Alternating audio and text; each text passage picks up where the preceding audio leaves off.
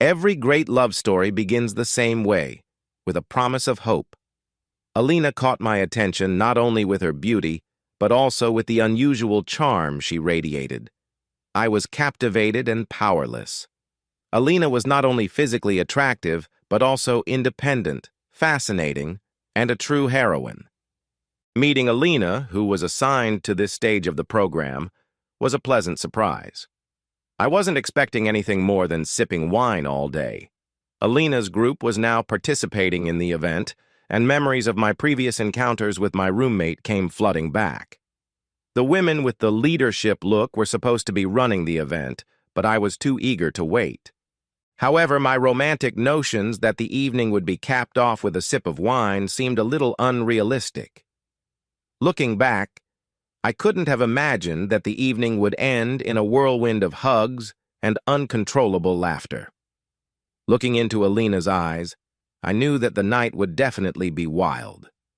After that night, I remember putting all my energy into the relationship, and that was the beginning of our relationship transitioning into a more intimate phase. We started doing various things together, from cooking to making playlists, and even dreamed about how we would spend our vacations. I appreciated that she challenged some of my views. To me, she was quite direct, or, as I chose to interpret it, blunt. Her so-called strong independence was characteristic of the early stages of our relationship. She didn't need me.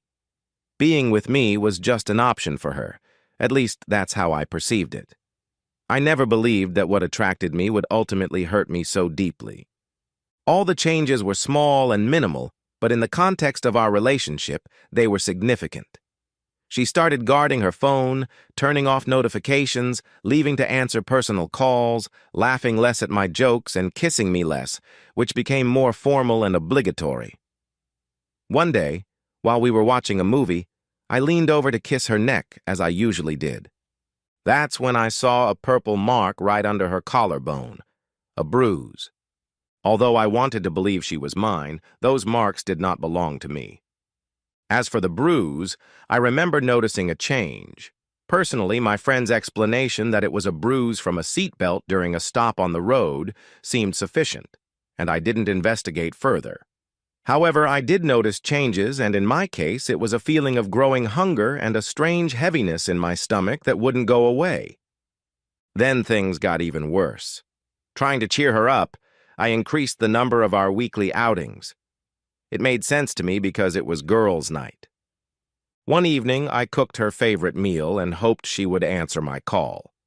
Listening to the recording of our first dance, I noticed that time was passing, and she still hadn't answered. To my surprise, around 11:30, my friend Jamie texted me with news that completely changed my evening. "Bro, I just saw Alina at the 14th Street Lounge. She's with some guy, and they look close." Time was not on my side. Grab your keys and go. The spontaneity with which my friend wrote the text contributed to my decision to leave the house. From the distance at which I was watching the couple, his arm around her waist and her fingers intertwined with his hands, gave the impression that they had merged together. I decided not to go outside to avoid the meeting I had been told about earlier, and refrained from doing so, because I didn't want to reinforce the impression that I was fully aware of the situation. Instead, I decided to enjoy the look on her face when I revealed the truth and all the details I knew. The next day, I received a reply. "I understand, Alina. I saw you. Please stop lying." Alina showed no signs of disappointment. She expressed no remorse and, as usual, continued to stare at me, her face expressionless, like a mask. The most painful words were like a cruel blow. "I didn't believe that we should be exclusive. I don't belong to you." I felt like a statue, frozen in place. The next moment, I realized that I was experiencing a serious betrayal, a betrayal of trust, along with a betrayal of the truth hidden behind her icy words, cloaked in suffocating rhetoric, devoid of sincerity and honesty. I confessed, "Alina, we've been together for 2 years." The answer came quickly. "Why?" the most incomprehensible response to such logic.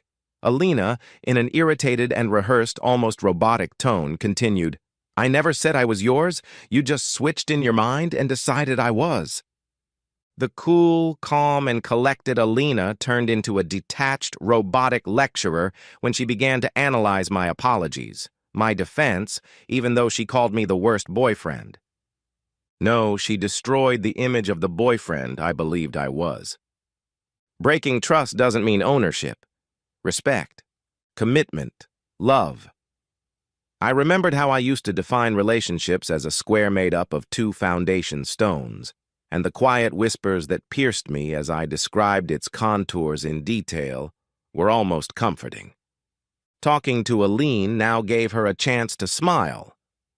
"Actually, I always put less effort into the relationship while you did all the hard work. I never demanded anything from you."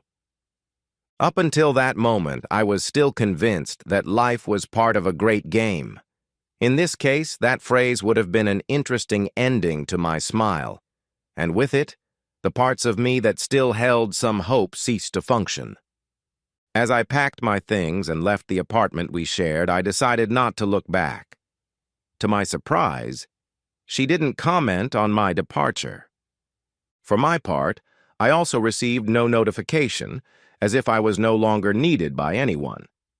It occurred to me that I had become part of her story, a story she no longer needed, and had therefore filed away in her archives. The psychological torment that followed was intense. I couldn't eat, and sleeping was just as difficult. I felt that as a result of one betrayal, I had suffered a heavy loss. However, in reality, it was my own action that was the betrayal. I cried behind the wheel, in the bathroom, and on deserted highways. I had long since lost the ability to recognize the streetlights that once seemed hostile but comforting to me. I began to sink into self-recrimination and focused on the flaws that defined my existence. The first step was to see a psychologist. I started going to therapy and taking long walks. I reconnected with friends I had lost while in her orbit. I also started keeping a journal, expressing what I had kept inside for too long. I wrote as if my texts would never see the light of day. I waited optimistically for the update, and when it arrived 2 weeks later, I was eager to find out what was there. I was told that one of our mutual friends was dating my ex. It didn't last more than a month. The news spread quickly. What I got in return tells me that perhaps my experience is much more common than I originally thought. The compulsion I had been struggling with for the past couple of years began to subside. I became much more focused on my career and health. During this period, I was lucky enough to meet Maya. Unlike the more extroverted Alina, Maya was quieter and calmer. For some reason, Alina's outgoing personality always made me feel like I had to outdo myself and win all of her attention. On the other hand, I was grateful to Maya for accepting me for who I was, without any conditions. Maya didn't treat me like a patient. She helped me deal with the sources of my pain. Maya gave me love, the deepest love. A few years after that meeting, I went to a conference and ran into Alina. Alina was one of those people whose charming face attracted everyone's attention as soon as she walked into a room, but as soon as she spoke, all attention shifted to her. She approached me, smiling and calling my name in a soft voice with a hint of nostalgia, her eyes not matching her outwardly calm appearance. "Alina," I said, "you look happy." She replied. Not everyone responded to Alina when she said that. "I'm Alina," I replied. After a short pause in the conversation, she continued. "I was young. I was selfish. I didn't know what I had. I was selfish. I didn't know what I had." I replied, "We're all learning." To which she replied, after a short pause, "I'm sorry." I didn't need to say, "It's okay." I know the answer would be no. Instead, I said, "Thank you." I did all of the above, so I walked away from the conversation. As a warning sign written in ink, which I can now interpret, Alina was that for me. Alina told me that I shouldn't be exclusive and that she doesn't own me. And she's right. At this point, I own myself, which is at least commendable. The end